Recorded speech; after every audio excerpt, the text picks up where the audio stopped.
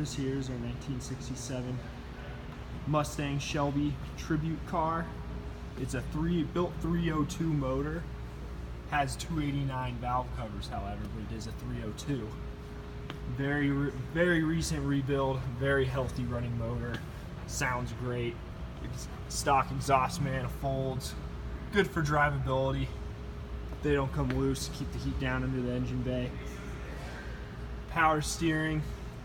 Power front disc brakes. New Shelby tribute wheels. Rear drums there. And here as we go in.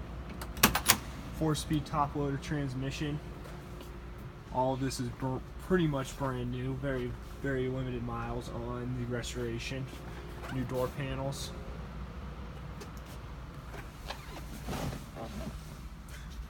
Hurst shifter. Goes along with the 4-speed very nicely.